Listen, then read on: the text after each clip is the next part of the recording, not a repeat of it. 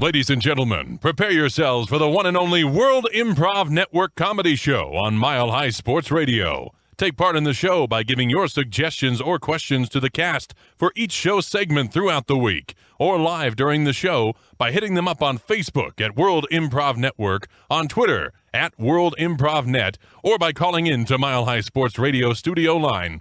Now, enjoy the show. It's local. It's global. You're listening to WIN World Local News.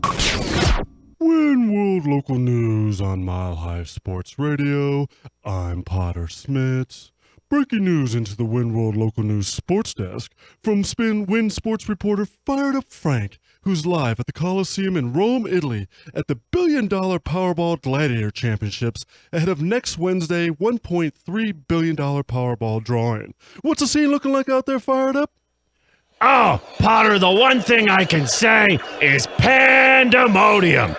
From the ceiling of the Coliseum, because they put a roof over it just for this event, they have suspended next week's winning Powerball lottery ticket. People are streaming in from all over the city. From the Vatican, the Pope was spotted. Trampled underfoot he is now. But people are streaming in to get that ticket. I'm here with one man, Alberto Vitoni. I recognize you from Italian television. Why are you so needing more money?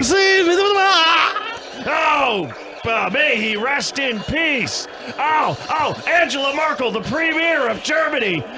I'm sorry, I can't talk right now. Get out of my way. Potter, as you can hear, it is getting crazy out here. People are bringing in firearms. I myself have a flamethrower, and it's time to go to work. Back to you. Wow, that sounds pandemonium, but for $1.3 billion, why not? Well, the next story is brought to us by WIN contributor Roscoe of Brooklyn, New York. The two finalists for the 2016 Nobel Peace Prize have been announced, and the remaining two humanitarians are El Chapo, the mythical and legendary Mexican cartel kingpin, and U.S. presidential candidate Donald Trump, a.k.a. the Donald. To hear what wondrous, altruistic acts from 2015 put these gentlemen in the final running, let's check in with WIN Awards and game show reporter Drew Careless, who's live at the Trump Tower in New York, with the two finalists. Drew? That's right, I'm here with the finalists for the Nobel Peace Prize. Now, gentlemen, it's been a long road here, but here you are. Now, a lot of people are wondering, how did you get to this point, Mr. Trump? My father had a lot of money. I've spent a lot of that money, and I have never hurt anyone with that money. There you have it, inheriting and paying it forward, maybe back, maybe it's coming back around. But Mr. Chapo, you are also here in the arena. You are also a qualified candidate. What qualifies you, though? See, thank you. What happened is that back in October this last year, I had a secret meeting with the superstar actor Sean Penn about my movie. Certainly, we've all heard of Sean Penn. He played Harvey Milk. Good Yes, guy. yes, and he said, El Chapo, I help you win Nobel Peace Prize. And I said, oh, that'd be bueno. He says, because you sell the marijuana, you sell the cocaine, and you sell the heroin, which is all good medicine for the people. Yes. And it certainly does keep some people not violent because they're too passed out to do anything. See? Now, Mr. Trump, what do you think of all your altruistic deeds is going to seal the deal for 2016's Nobel Peace Prize?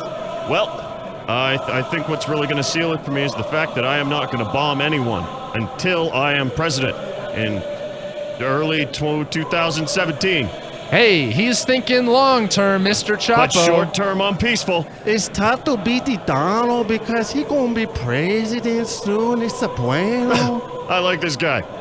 There you have it. There might be an alliance forming right here in the Trump Tower. Back to you, Potter. Wow. They already decided that early, but I guess when you have two outstanding citizens like that, why not? Well, our next story is brought to us by WIN contributor Lin of Seoul, South Korea. North Korean Supreme Leader and demigod dictator Kim Jong-un has yet again defied the U.S. and international community by supposedly testing its first ever hydrogen bomb. In retaliation, South Korean officials have set up loudspeakers at the border and are blasting North Korea with non-stop South Korean pop music from YouTube pop sensation Psy and Justin Bieber. To hear what South Korea's intentions are and what effects this 50 million watt warfare is having, let's go live to the border between North and South Korea and check in with WIN Asian pop reporter Genghis Khan. Genghis? Thank you. Yeah, it's really loud here. I'm really kind of annoyed, and I'm thinking about getting a horde together to take care of this problem. But for now, I am joined by two average South Korean teenage girls. I have Lin Kim Soo and her sister Lin Soo Kim.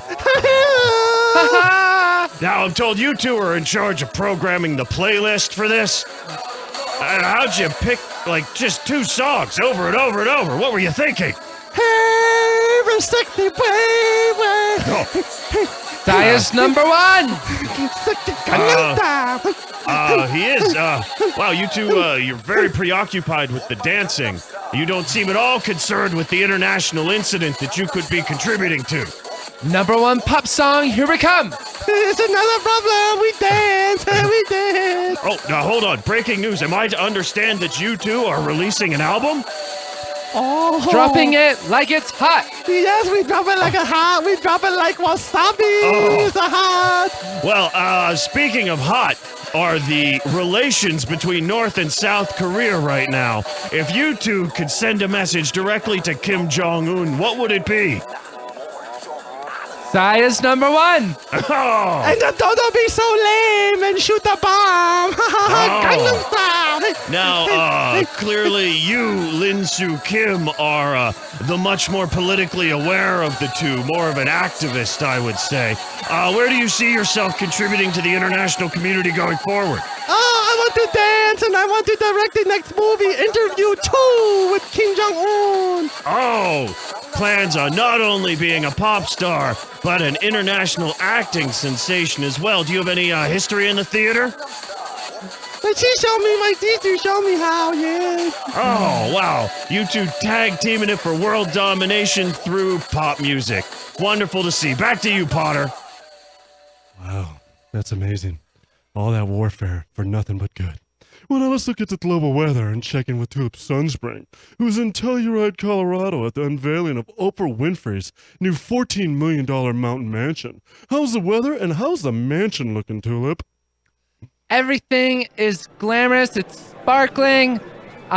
People are wearing extra layers of sunscreen because the gold and metallic surfaces are enhancing the UV radiation bouncing up. So people are wearing a lot of visors. And in fact, Martha is advocating for a new under-visor.